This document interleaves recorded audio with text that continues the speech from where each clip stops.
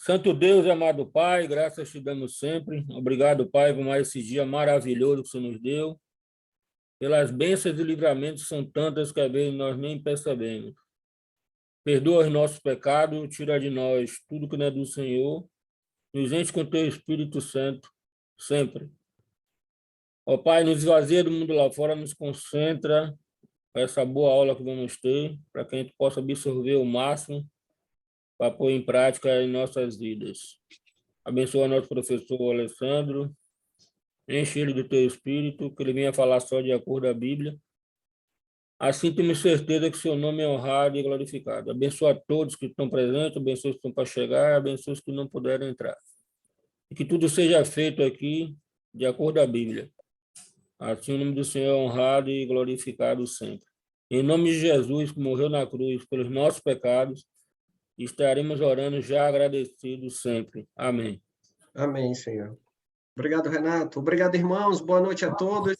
Mais uma quinta-feira.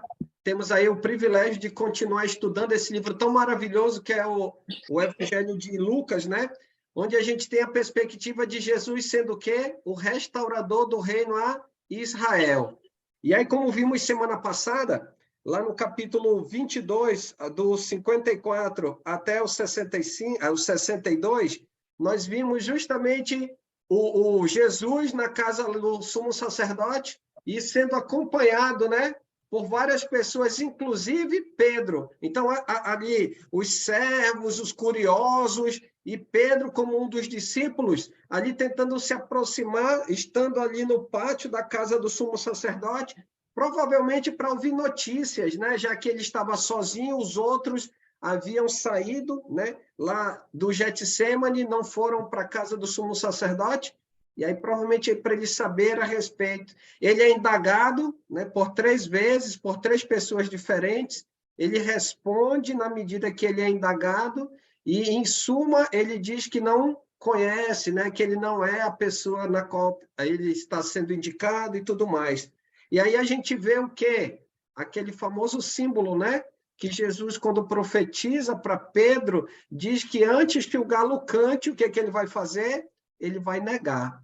E aí até um ponto, né, que o irmão Azemar levantou e tudo mais, o independente de ser o galo físico ou a trombeta usada pelos romanos, a questão é o quê? Estarmos prontos, né? Estarmos prontos, em alerta, vigilantes, né? Trazendo para o nosso contexto, né? Por quê? Porque a gente não sabe o dia nem a hora. Até ontem, no curso de Apocalipse, né, eu perguntei dos alunos assim, quem é que sabe o dia da sua morte? Quem é que sabe o dia da volta de Jesus? Nós não temos esse conhecimento. Por essa razão, nós precisamos estar o quê? Preparados, alertas, justamente para o quê? Para esse dia. E como é que eu e você vamos estar alertas, preparados? Estudando a palavra, nos mantendo voltados, embasados, né? Obedientes ao quê? À palavra. E que tipo de palavra? A palavra restauradora de quem? A palavra restauradora de Jesus. E aí, como a gente viu na semana passada, justamente isso. Pedro, naquele momento, ao ouvir, né, o sinal daquilo que Jesus havia profetizado, o que ele fez? Versículo 62. Então, Pedro, saindo dali, chorou amargamente. Ele sentiu o baque, né? Ele sentiu porque ele viu que aquilo que Jesus havia dito a ele, né? A palavra se cumpriu. Por quê? Porque Jesus sabia. Jesus, assim como Deus, ele olha, né? Ele conhece o coração. Ele está além de mim e de você. Então, ele sabia daquilo que ia acontecer. E aí, o que o Pedro fez?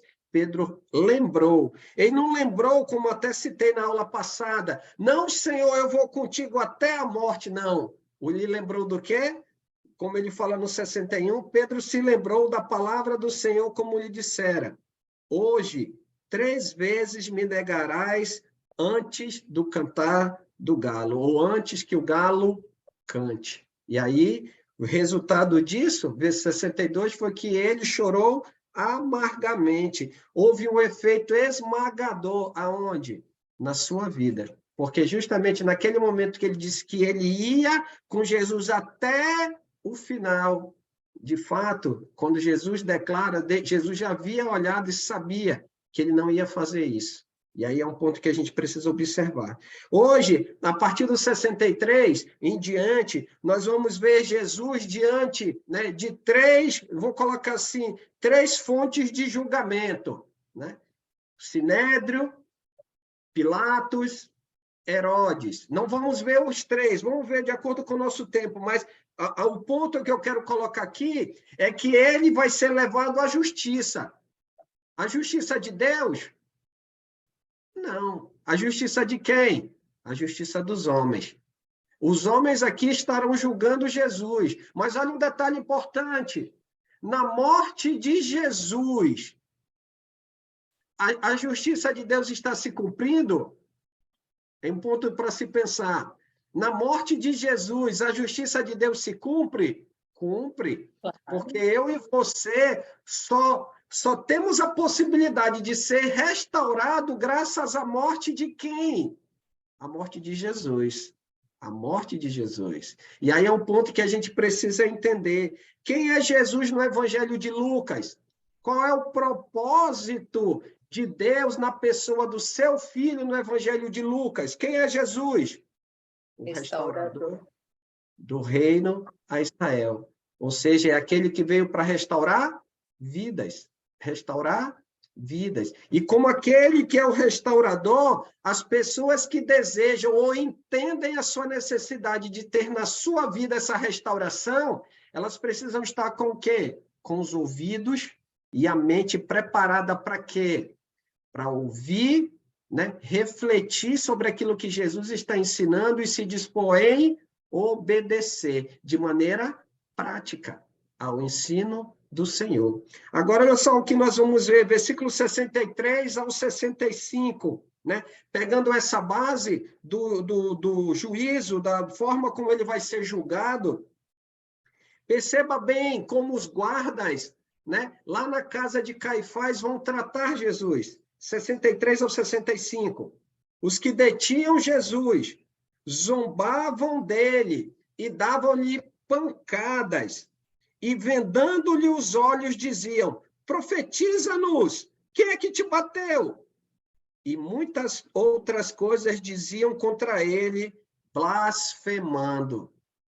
Esses homens aqui, ao verem Jesus na condição que ele estava lá, né, preso, acorrentado, provavelmente as mãos, os pés, né, e ele estava ali à mercê dessas pessoas.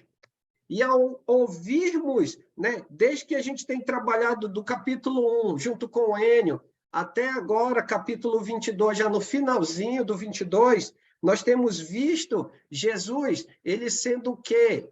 Justo, né? Ele trabalhando com amor, ele oportunizando as pessoas em relação à sua palavra, ao seu ensino, transformador, restaurador. Só que agora, diante dos soldados, os soldados estão interessados se caso em algum momento eles ouviram falar a respeito de Jesus, ou do seu ensino, ou dos sinais que ele manifestava. Será que nesse momento eles estão assim valorizando aquilo que talvez eles tenham ouvido ou visto? Não. Agora olha um ponto que a gente pode perceber, versículo 63. Ao invés disso, eles estavam zombando de Jesus. Eles estavam fazendo pouco de Jesus. E a gente não precisa ir muito longe. Se nós notarmos, se trazermos para o nosso contexto hoje, quando alguém passa a ensinar a palavra, as palavras ou aquilo que Jesus ensina, mas ela ensina de qualquer jeito ou de maneira subjetiva, ela está zombando do ensino de Jesus ou do próprio Jesus? Sim, porque ela não está valorizando. E se alguém ouve a palavra, ouve o ensino, e aí ela não se esforça para colocar em prática, será que ela está zombando também da palavra e do próprio Jesus? Da mesma maneira. Por quê? Porque o ensino e a palavra de Jesus, ela não é como um termo que as mães costumam usar assim para o filho, não é para entrar num ouvido e sair no outro. é para ser guardado e transformar a quem? O indivíduo, as pessoas. Então, se alguém prega de qualquer jeito, vai estar zombando. Aquele que ouve, né? Quando eu digo ouve no sentido do ensino de Jesus, ele ouve e ele não coloca em prática, ele está fazendo o quê? Também da mesma maneira ele vai estar zombando. Então precisamos tomar cuidado. Aquilo que Jesus ensina precisa ser levado a sério. E o que é que essas pessoas estavam fazendo aqui, esses soldados? Eles estavam o quê? Menosprezando, zombando, fazendo pouco a respeito de quem? A respeito de Jesus. Eles batem em Jesus, colocam um capuz sobre a cabeça dele, batem em Jesus, agridem Jesus. E aí o que que eles dizem? Profetiza-nos. Profetizam, fala, diga, porque a profecia vinha de quem? Vinha de Deus. A gente até conversou isso ontem no curso de Apocalipse, e aqui, quando dizem profetiza, é como se Deus revelasse a ele quem havia cometido tal falta em relação a quem? Em relação a ele. Mas esse não é o objetivo. Jesus não veio para atender no sentido dos anseios humanos, tipo, como a gente pode entender hoje, por exemplo, trazendo para o nosso contexto. Muitas pessoas têm procurado atender a sua cobiça em relação à palavra. Como? Buscando sinais, prosperidade, mistérios, visões no contexto religioso moderno. Mas foi para isso que Jesus veio? Não. Jesus veio para atender a maior necessidade do ser humano, que é a sua condição espiritual. Por isso que no contexto de Lucas nós observamos ele como sendo quem? Aquele que veio restaurar. O homem estava separado de Deus. Em razão do quê? Dos seus pecados, das suas iniquidades, da sua vida iníqua, injusta. Só que graças a Jesus, Deus fez justiça. E aquilo que estava longe, quando alguém decide obedecer a palavra restauradora de Jesus, o que que acontece? Ele volta à comunhão, ele é restaurado, ou seja, ele volta para o estado original, estabelecido por quem? Pelo Pai. E aí é um ponto que a gente observa. E aí os homens estavam blasfemando, versículo 65. Muitas outras coisas diziam contra ele, blasfemando. Nada que se aproveitava. E aí que está o ponto. Versículo 66 até o 71. Alguém pode ler para a gente? Lucas 22, 66 ao 71, por favor. Um voluntário ou uma voluntária? Sim. Pode ler, irmão Flores. Logo que amanheceu, reuniu-se a assembleia dos anciões do povo, tanto os principais sacerdotes como os escribas, e o conduziram ao sinédrio, onde lhe disseram: se tu és o Cristo, dize-nos. Então Jesus lhe respondeu: se vou-lo disser, não o acreditareis. Também, se vos perguntar, de nenhum modo lhe responderei. Desde agora estará sentado o Filho do Homem à direita do Todo-Poderoso Deus. Então disseram todos: logo, tu és o Filho de Deus? E ele respondeu: vós dizeis que eu sou. Clamaram, pois: que necessidade mais temos de testemunho? Porque nós mesmos ouvimos da sua própria boca. Obrigado, irmão Flores. E aí a gente vai perceber que agora o ambiente vai mudar, correto? Prenderam Jesus lá no Monte Getsêmani, e aí levam Jesus para onde? Para o Sinédrio? Não, para a casa do sumo sacerdote. Versículo, né, o 54 em diante, já na casa do sumo sacerdote, o ocorrido, inclusive esse 63, 64, 65 que nós vimos, Jesus ele está o quê? Sendo, né, assim, agredido, zombado, ouvindo blasfêmias aonde? Lá na casa do sumo sacerdote. Se fossem os direitos humanos aqui, né, em relação a essa situação, já ia dizer que é algo inadequado. Mas, trazendo para o contexto da Escritura, podemos perceber que agora, ao amanhecer o dia, o que eles vão fazer? Aí sim, eles vão levar para onde? Eles vão levar lá para o Sinédrio. Diga, irmão Flores. Não, você falou direitos humanos, mas Isso. lembramos que lá em Jerusalém e na Cúria Romana, eles cometeram os dois crimes, tanto na lei romana como na lei hebraica, porque eles prenderam à noite, que era proibido, e prenderam sem uma acusação formal, também era proibido, e levaram para o local errado, que o senhor acabou de falar. Justamente, justamente. Então, por aí já mostrava a situação, mas o que a gente pode perceber é que existe um plano maior. Independente de quem esteja executando, como a gente até, eu indaguei os irmãos, aqui eles estão buscando fazer a justiça de quem? A justiça aos olhos deles. Mas existe uma justiça ainda maior, ou seja, tem um plano ainda maior por detrás de tudo isso, né? Que é justamente o cumprimento da justiça de Deus, ao entregar quem? O seu filho. E aí que é um ponto que a gente pode observar dentro desse contexto de Lucas. Então, ao amanhecer, né, eles se reuniu-se a Assembleia dos Anciãos, né? Aí provavelmente agora juntou todos aqueles homens idosos, né, lá do chamado Sinédrio, e aí foram até a casa lá do sumo sacerdote, reuniram os principais sacerdotes com os escribas, os doutores da lei, os homens embasados na lei, né? E aí eles foram em direção aonde? Ao Sinédrio. E aí eles vão para aquela assembleia, aquele local onde a assembleia do Sinédrio se reúne. No caso, o sumo sacerdote e mais 70 membros, sentado assim como se fosse uma meia-lua, e provavelmente Jesus entre eles, sendo o quê? Indagado. Nessa leitura que o irmão Flores fez, né, a gente pode perceber que Jesus ele está sendo indagado. Ele vai ser questionado. Eles querem, né, levantar questões para que possam acusá-lo.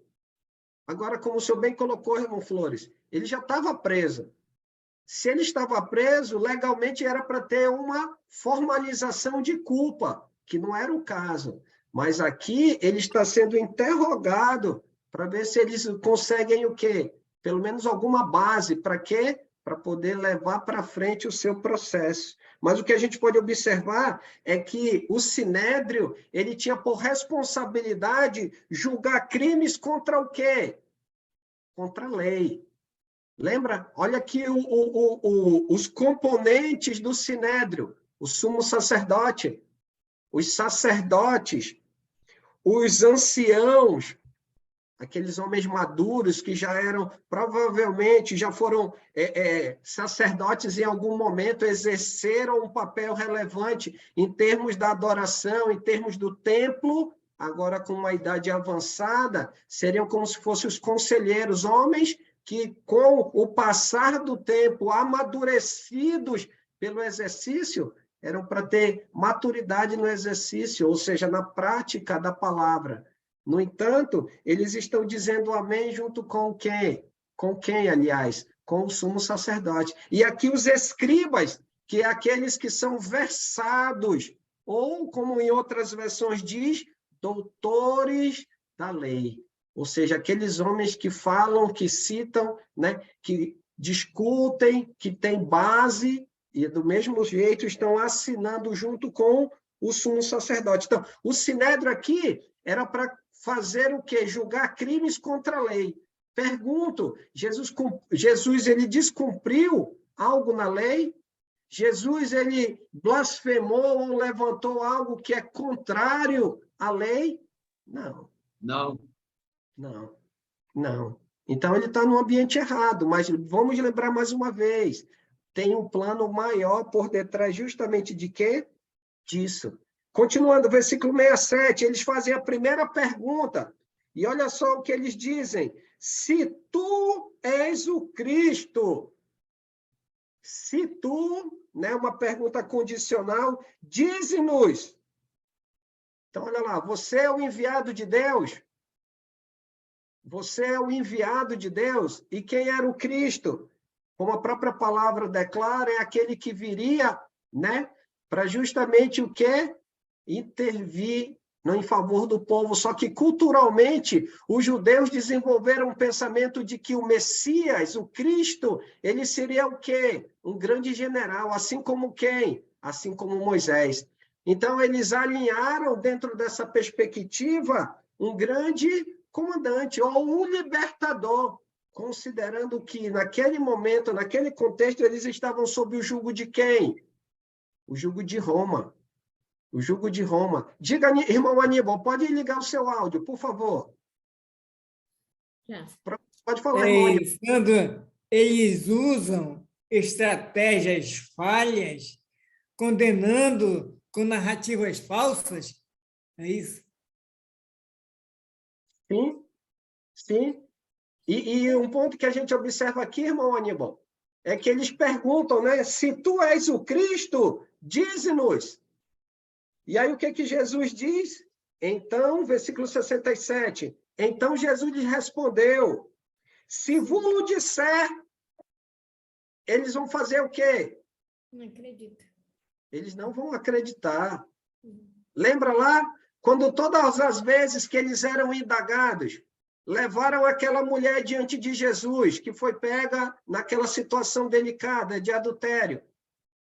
Jesus se abaixa, risca o chão, como não tivesse ideia nenhuma, mas ele estava justamente aguardando o quê? Tudo aquilo que eles fizeram. Dize-nos, Senhor, insistindo eles.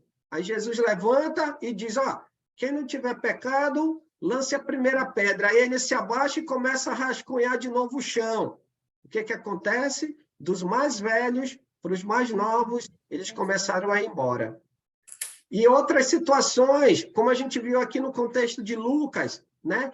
Senhor, é lícito ou não é lícito dar tributo a César? Aí o que Jesus diz? Me dás aí uma moeda. De quem é a esfinge? Até eu lembro que eu trouxe uma moeda com a esfinge de César para os irmãos poderem ver. De quem é a esfinge? Aí ele diz César. Então, dai o quê? Dai a César o que é de César, dai a Deus o que é de Deus. Todas as vezes, Jesus oportunizou para esses homens, e o que eles fizeram? Eles abriram o coração e a mente para o Senhor. Quando eu digo para o Senhor, para Deus, não. E aí vai adiantar alguma coisa agora, nessa situação, Jesus dizer se ele é ou não é o Cristo? Não, não. Porque já considerando que eles fizeram o que fizeram ou estavam fazendo com Jesus, mesmo que Jesus dissesse resposta positiva ou negativa, não ia adiantar nada. Ia ser lançar palavras ao vento, ou como a própria palavra diz, o próprio Jesus diz, é lançar o quê? Pérolas a quem? Aos poucos, porque naquele momento, no coração deles, eles já estavam convictos. Se, por exemplo, a gente viu lá no capítulo 22, logo no início, se Judas, ele já estava com o coração voltado, né? É assim, como se Satanás já tivesse entrado nele, ou seja, ele estava convicto do que ele estava prestes a fazer. Imagine esses homens. Imagine esses homens em relação ao que eles queriam fazer, ou desejavam, estavam dispostos a fazer com quem? Com Jesus. E aí o que Jesus responde? Se eu vou lhe disser, conhecendo o coração deles, vocês não vão acreditar. E, de fato, Jesus tem razão. Sabe por quê? Porque Jesus, ao estar frente a frente com eles, melhor do que eu e você, ele estava olhando o coração daqueles homens. A intenção do coração deles, Jesus estava vendo. Mas Jesus, da mesma maneira, lembra? Eu acho que mais do que pensando no coração deles, que Jesus estava olhando, ele estava pensando no propósito de Deus. A gente vai ver isso já já. Jesus estava pensando no propósito de Deus por aquilo que ele estava passando. Sabe por quê? Porque naquele momento, entenda, ele estava pensando em cada um de nós. Não é verdade? Nas condições do nosso pecado, na condição onde estávamos. E aí que está o ponto. Ele, né, estava pensando, inclusive, naqueles homens. Ele estava pensando, inclusive, naqueles homens. Pegando o contexto da aula passada, Jesus estava pensando em Pedro, que ele sabia na condição. Lembra lá como a gente viu? Ele, ao negar, o único olhar que assim martelou o coração de Pedro foi, antes do galo cantar, foi o olhar de quem? O olhar de Jesus. O olhar de Jesus. Jesus olhou para ele, né? E aí ele viu isso, depois lembrou das palavras, né? O galo cantou, né? No sentido o som, a trombeta, e aí o que ele fez? Ele chorou amargamente. E aí ele continua, versículo 68. Também se vos perguntar, de modo nenhum, o que? Respondereis. Aí isso me lembra lá a respeito do batismo de João. Lembra também aqui no contexto de Lucas? O batismo de João é de Deus ou dos homens? Respondei-me. Se vocês me responderem, eu também vos direi. Com que autoridade eu faço essas coisas? E aí os líderes judaicos se coçaram para cá, se coçaram para ali, rodearam para lá, rodearam para cá, e aí no final de tudo, o que é que eles disseram? Não sabemos.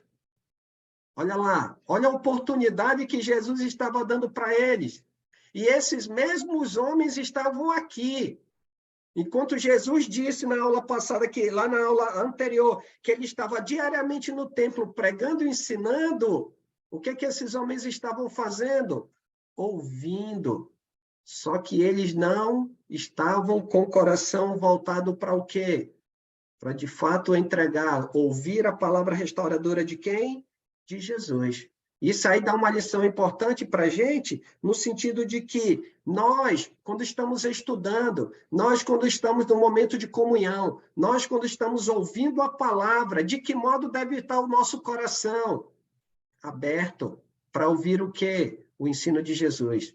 Se estamos tendo situações erradas ou se estamos tendo práticas que não condizem com a vontade de Deus, precisamos aproveitar o poder restaurador, mudarmos a nossa atitude e nos voltarmos integralmente para o quê? Para aquilo que a palavra do Senhor nos ensina.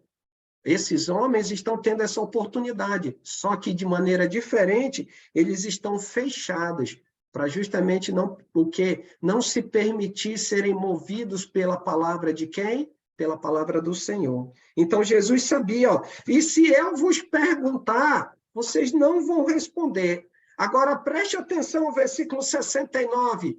Qual é a grande certeza de Jesus?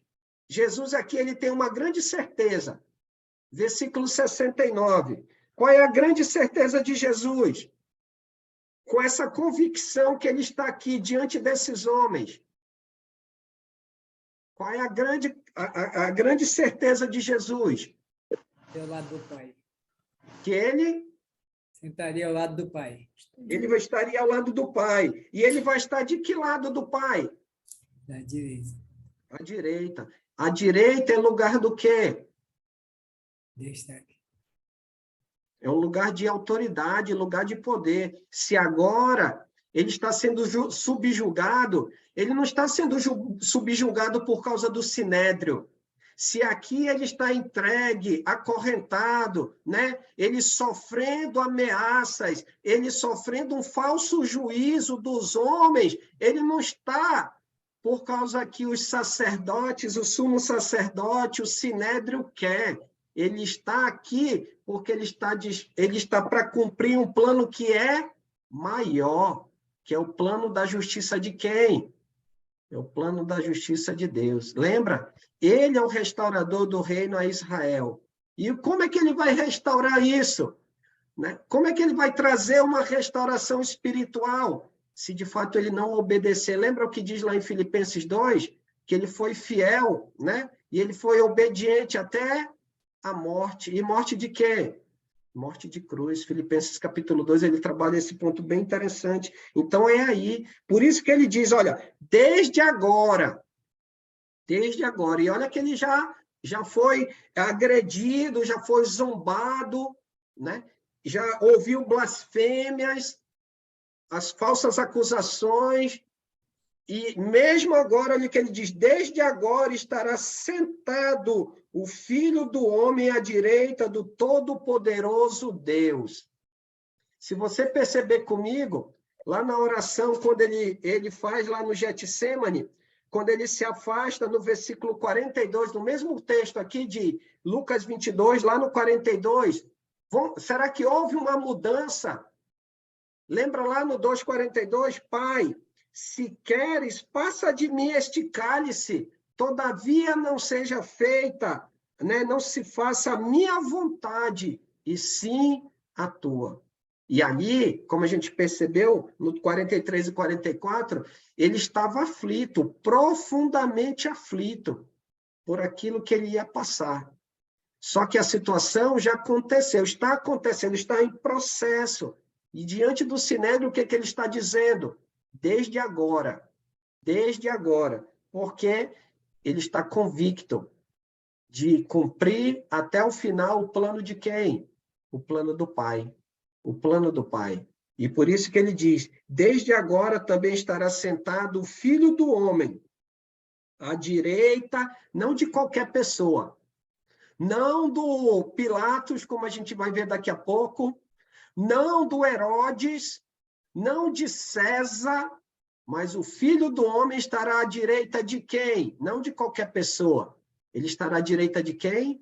À direita de Deus. À direita de Deus. Ou seja, ele estará na presença do Pai. E aí, quando a gente ouve lá em Mateus 18, 20, quando ele diz, 28, 18, perdão, que ele diz que toda autoridade me foi dada no céu e na terra.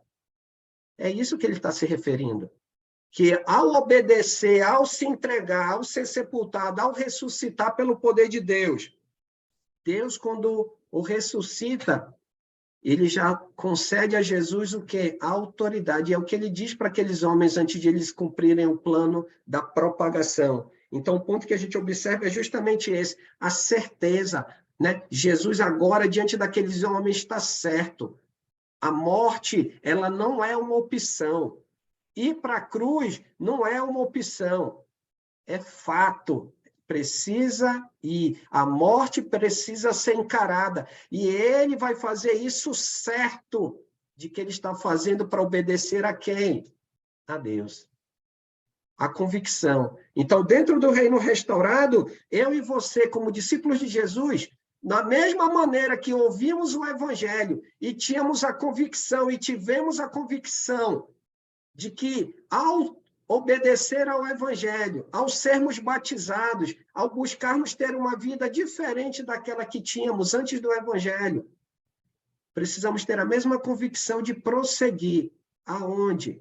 No reino. Prosseguir nessa caminhada, prosseguir na nossa edificação, no nosso crescimento espiritual. A gente viu domingo, na aula sobre o Êxodo, que Moisés e Arão, quando eles foram a primeira vez diante do faraó, um tinha 80 e o outro tinha quanto? 83 anos. Eles poderiam dizer, não, está na época de eu me aposentar, então eu vou parar, né, e vou ficar por aqui. Não. E aí que é o ponto. Não podemos justificar pela nossa idade o fato de sermos novos na fé, ou não, eu já trabalhei muito, não, eu não tenho conhecimento, não, eu vou dar espaço para que outras pessoas possam conhecer. Não, a gente precisa fazer o quanto nós pudermos. Por quê? A gente não sabe o dia de amanhã. A gente não sabe quando isso pode acontecer.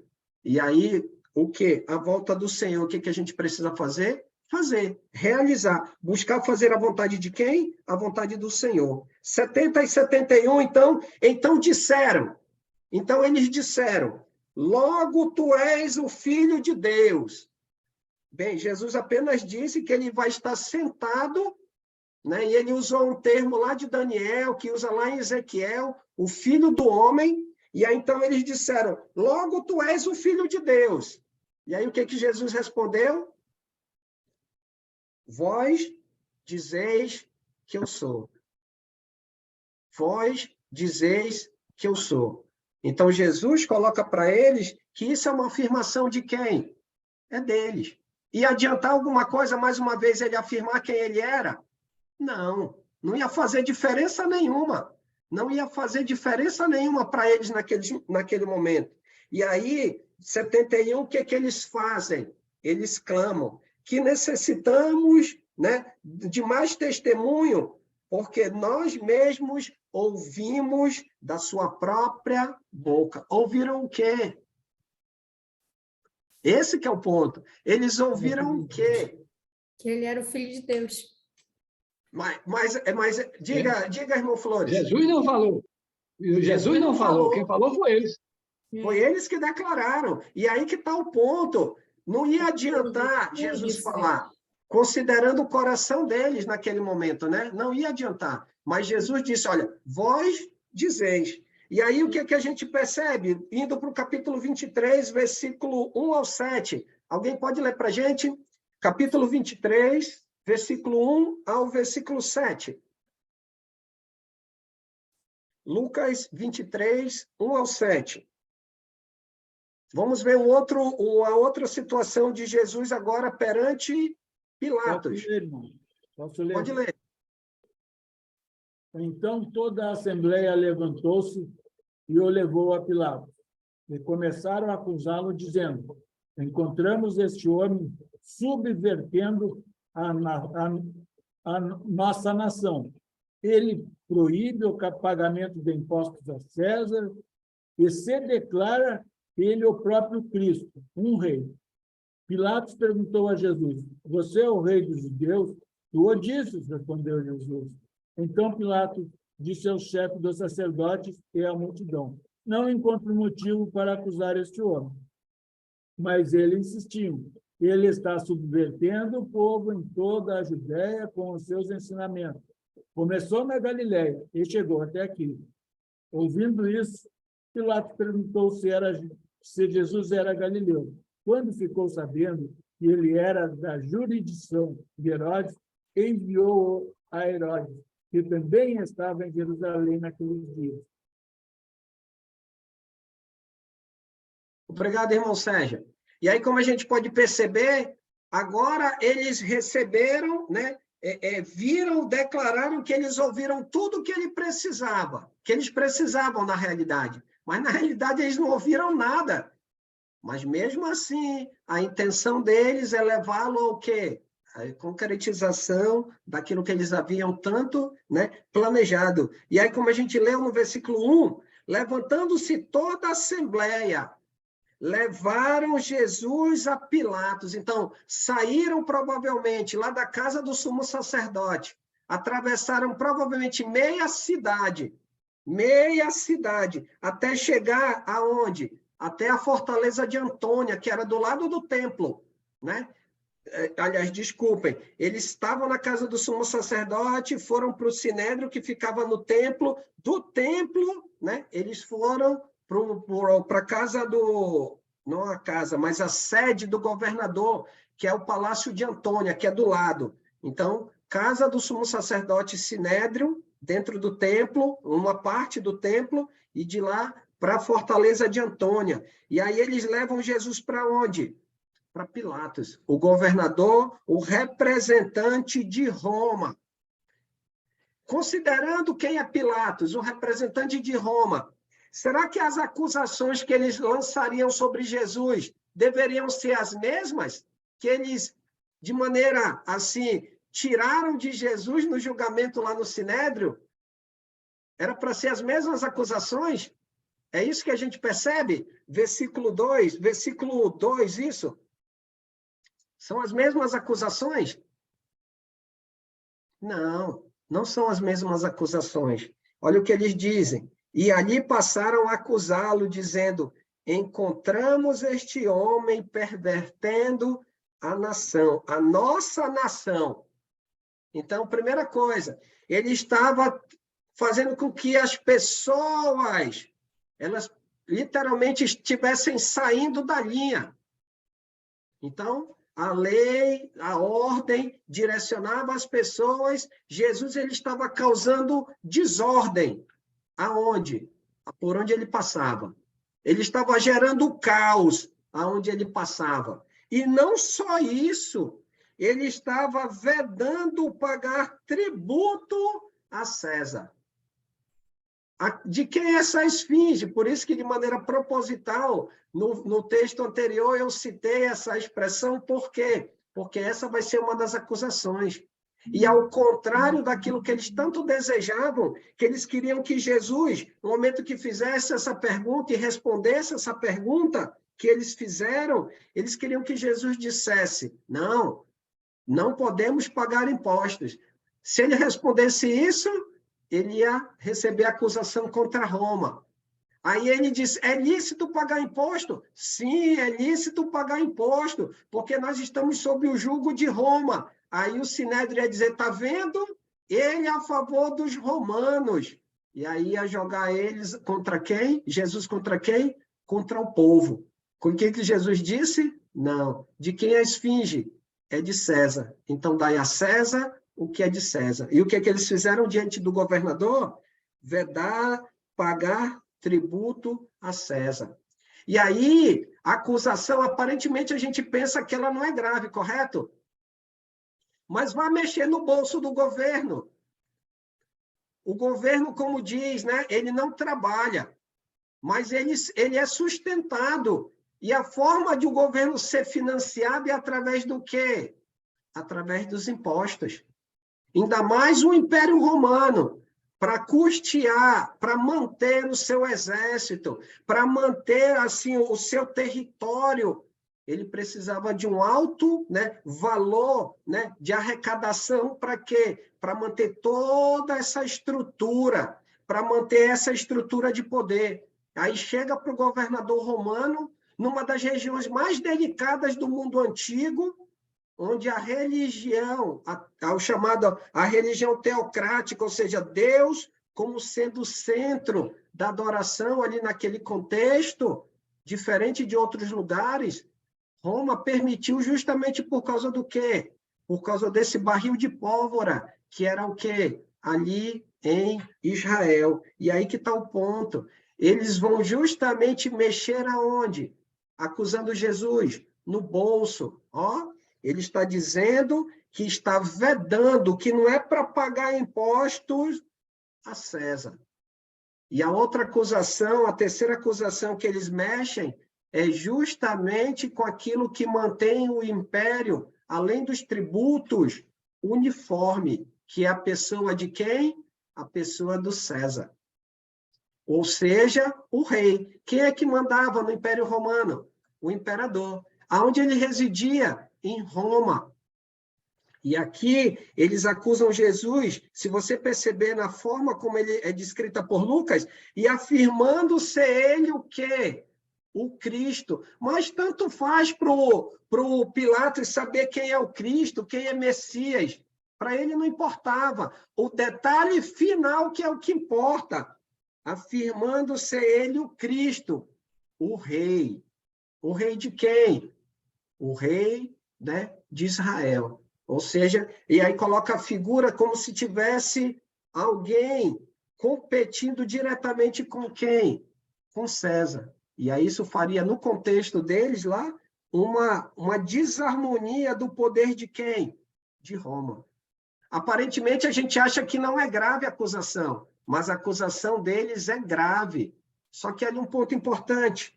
Pilatos, por sua vez, será que ele já havia visto homens que eles eram inconfidentes, ou seja, que lutavam contra o poder? Será que ele não viu homens serem julgados e executados na sua carreira? Homens que lutavam contra Roma? Qual era a postura, qual era a forma que esses homens, mesmo presos, eles se portavam diante de Roma? Com desprezo, com desrespeito. E aí ele olha para aquele homem, versículo 3, e ele lança uma pergunta. E olha, a pergunta ela é chave, porque o que ele diz: és tu o rei dos judeus? És tu o rei dos judeus? E aí, se fosse uma pessoa, vamos tirar aqui Jesus da equação, nesse momento, e aí a gente colocar no sentido comum, por exemplo, Pilatos, indagando como se fosse uma outra pessoa, um outro rebelde, que de fato se julgasse, né, no direito de exercer o poder, né, o reinado, uma concorrência direta com Roma. Mesmo preso, essa pessoa, ao ser indagada pelo governador, ela afirmaria ou não que ela era rei? Com certeza ela afirmaria. E morreria afirmando. Só que olha o que Jesus faz, versículo 3. Respondeu Jesus, tu o dizes. Aí a gente pensa, pera lá, Jesus, por que você está agindo desse modo?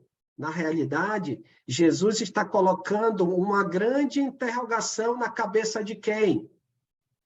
De Pilatos.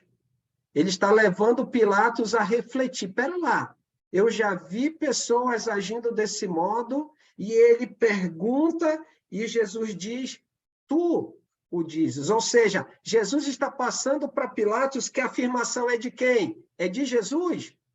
Não. É de quem? É de Pilatos. E um outro detalhe também importante, não ia adiantar nenhuma, não ia acrescentar em nada Jesus declarar ou não, se de fato ele era rei. Né? A gente até vê, por exemplo, lá no contexto de João, quando ele é indagado, ele diz, olha, se de fato o meu reino fosse desse mundo, os meus ministros, né? Ele fala isso em João, os meus ministros não deixariam ele estar naquela situação. E aí é um ponto que a gente pode observar. Diga, Giovanni. Irmão, aqui o Jesus, ele falou lá atrás, lá, que ele não veio para descumprir a lei, muito pelo contrário, ele veio para cumprir a lei, Isso. principalmente nas profecias a respeito dele. E aqui nós Isso. estamos vendo aqui a profecia de Isaías 53, 7 e 8 se cumprir, onde Isaías falou, ele foi oprimido e afligido, e contudo não abriu sua boca, como um cordeiro foi levado para o matadouro, e como uma ovelha que diante de seus tosqueadores fica calada, ele não abriu sua boca. Com um julgamento opressivo, ele foi levado. Aqui está se cumprindo a profecia Sim. de Isaías, capítulo 53.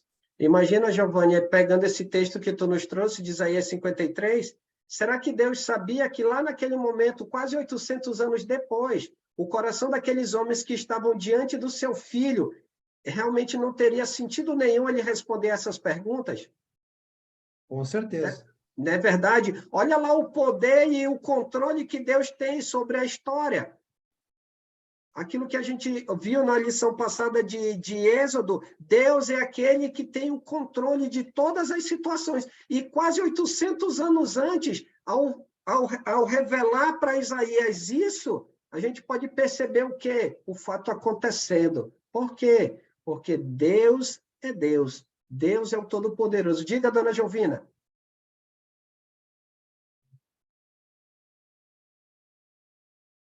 É assim, quando o Pilato fala para Jesus, que ele pergunta, né?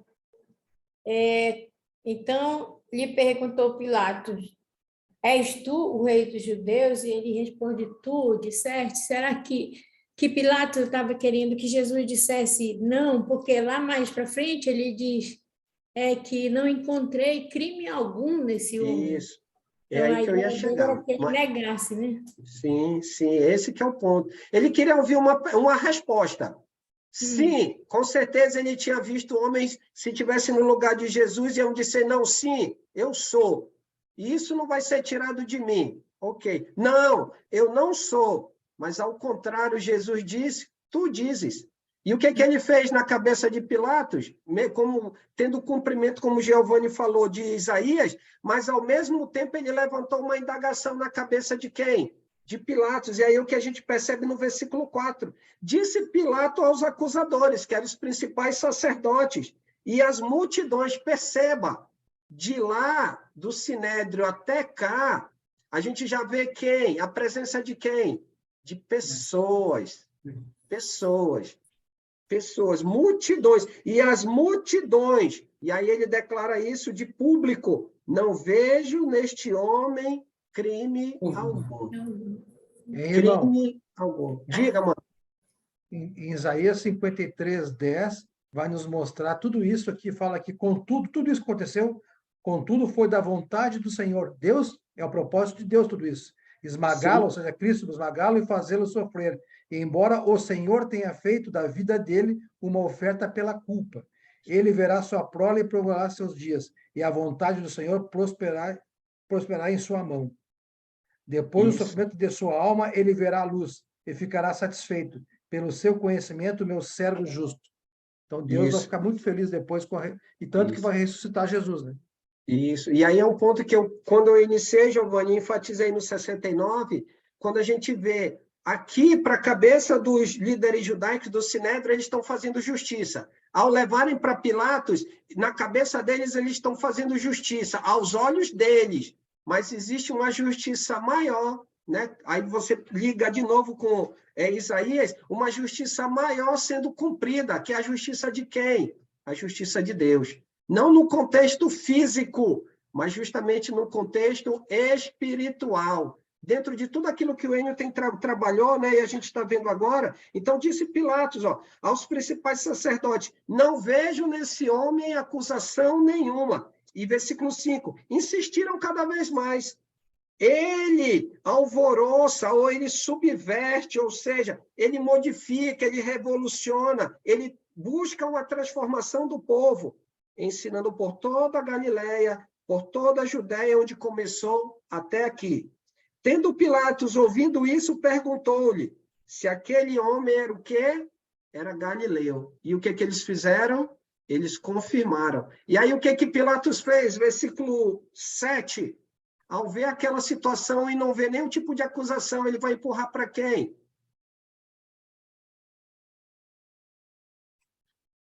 Herodes. Herodes. Ele vai empurrar para Herodes. Ou seja, ele queria se livrar dessa situação. Não ia dar ibope para quem? Para Pilatos. Os homens ali estavam querendo, né, algo da parte de Pilatos. Pilatos não viu algo que pudesse acusar aquele homem. E aí o que ele diz? Que se resolvam com Herodes. Ele vai e joga o problema para quem? Joga para Herodes. E aí, para a gente finalizar, a gente pode perceber o quê? Que acima do plano dos homens, acima do desejo do coração dos homens, Deus, ele vai cumprir o seu propósito. Qual é o propósito de Deus, como a gente viu lá quando eu iniciei o texto de hoje? Quem é Jesus no contexto do Evangelho de Lucas? O restaurador do reino a Israel. Aqui, na concepção dos líderes, eles acham que estão buscando fazer a justiça. Pilatos não viu, não tem acusação, manda para Herodes. Herodes vai fazer a sua justiça. Mas mais do que Herodes, mais do que Pilatos, mais que o Sinédrio, é o plano de Deus aqui que está se cumprindo. E aí um ponto para a gente refletir e finalizar é as palavras de Jesus lá no versículo 69. Olha só a grandeza da restauração. Desde agora, ele ainda não morreu, mas ele sabe, está convicto disso. Aquela aflição que a gente viu no Getsemane, ele está certo agora de fazer, né, daquilo que vai se cumprir nele. Desde agora estará, olha lá, futuro, sentado o Filho do Homem à direita, não do rei, não de Herodes, não de Pilatos, não do sumo sacerdote, mas do Todo-Poderoso Deus. Quem é que vai estar sentado ao lado do Todo-Poderoso Deus? Jesus. Jesus. E quem, como usa lá em Apocalipse, ao vencedor, né? Ou seja, aqueles que ouvem quando ele fala para as igrejas, lembra? Ao vencedor isso, ao vencedor aquilo. Então, quem são os vencedores? São todos aqueles que reconhecem a autoridade, o poder restaurador de Jesus através de uma vida obediente. Que possamos, nas nossas vidas, diferente desses homens que rejeitaram, pelo menos nesse momento, a palavra restauradora de Jesus, possamos continuar convictos, firmes e perseverantes, obedecendo a palavra de quem? A palavra do Senhor Jesus. Alguma pergunta final, algum comentário antes de a gente finalizar com a oração? Tranquilo? Ok? Chaves, com você, mano.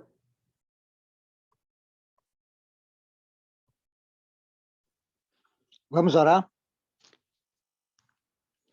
Santo Todo-Poderoso Deus, gratos somos pelo teu amor e pela tua misericórdia.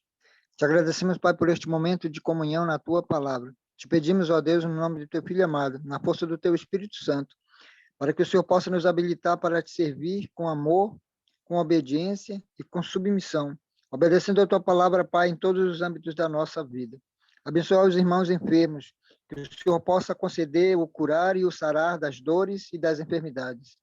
Aos casais, Pai, em conflitos, que o Teu Espírito Santo seja o mediador entre eles. E aqueles irmãos que estão desempregados, que Tu possas, Pai, por meio da Tua graça, conceder-lhes o suprimento necessário para as suas vidas, através do trabalho honesto, digno e honroso. Santo Deus, concede-nos uma noite em paz, com tranquilidade, e que na semana que se finda seja a Tua graça, para que tudo possibilite, Pai, para que juntos no domingo possamos estar Te adorando e Te servindo em coletivo.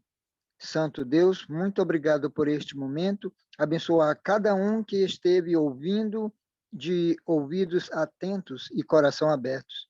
Que Tu possas, Pai, por meio do Teu Espírito Santo, fazer com que cada um de nós sejamos úteis e frutuosos no Teu reino. No nome de Jesus Cristo nós Te pedimos e Te agradecemos, hoje e sempre. Amém. Amém. Amém. Obrigado, Chaves. Obrigado, irmãos. Amém. Boa noite. Obrigado, irmão Alessandro. Seu Mito. Boa noite a todos. Boa noite a todos. Boa noite. Boa Boa noite. noite. Boa noite. Agora que vem. Boa noite, seu Mito. Boa noite. Oi? noite, É, mano, agora parece que tá rapado. Larga do meu Boa lado. noite, Luiz. Aproveita. Boa noite, Sandro. Deixa eu mexer ali. Boa noite, Boa Neves. noite, Geisa. Boa noite, Renato, Geisa. Boa noite, Boa noite, Mica, Flores. Madeleine. Boa noite, mano. Até amanhã. Giane, boa noite, Giane, seu Disseu. Boa noite, Jane. Seu Claudemir. Grande Luiz. Boa noite, Claudemir. Boa noite, Giovanni. Boa noite, Geisa. Boa noite, Neves. Boa noite, Odisseu. Boa noite, Geisa. Boa noite, Renato. Boa noite. Renato. Boa noite, menino. Boa noite, Jane. Cleonice, boa noite, Ana Cleonice. Boa noite, mãe. Oi, irmã Jeane. Boa noite, seu Claudemir. Boa noite, irmão. Boa noite. Boa noite, Jeane. Boa Boa noite. noite, dona Cleonice. Boa noite, Janê. Seu Chaves. Boa noite, irmão Boa Mito. Boa Boa noite. noite. Fique com Deus. Fernando. Boa Fique com noite. Deus todo. Até amanhã, na aula do Até Enio amanhã. Júnior. Até amanhã.